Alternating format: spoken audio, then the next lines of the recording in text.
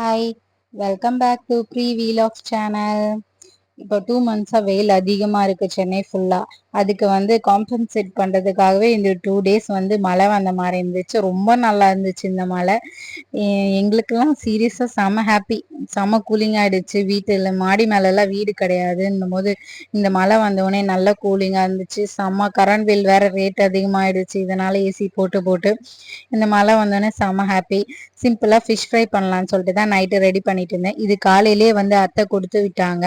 காலையிலே கொடுத்து விட்டது. மதியானம் பண்ணலாம் அப்படின்னு சொல்லிட்டு பார்த்தேன், பண்ண முடியல. டைம் ஆயிடுச்சு, பசிக்கவும் ஆரம்பிச்சிச்சு அப்படின்னு சொல்லிட்டு இருக்கிறத வச்சு சாப்பிட்டு முடிச்சிட்டோம். வேற சைட் டிஷ் எல்லாம் இருந்தது.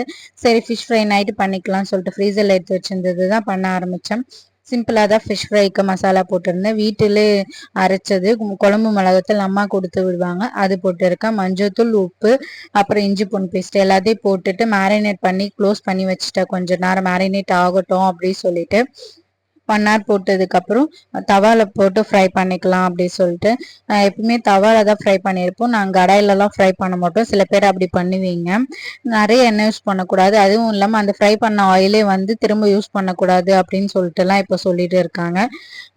டீப் ஃப்ரை பண்ணி ஆயிலில் நிறைய போடாமல் கொஞ்சமாக ஆயில் போட்டு டீப் ஃப்ரை பண்ணி எடுத்து சூப்பராக சாப்பிட்டு முடிச்சாச்சு. சப்ஸ்கிரைப் பண்ணாதவங்களாம் சப்ஸ்கிரைப் பண்ணிக்கோங்க, லைக் பண்ணுங்க, ஷேர் பண்ணுங்க.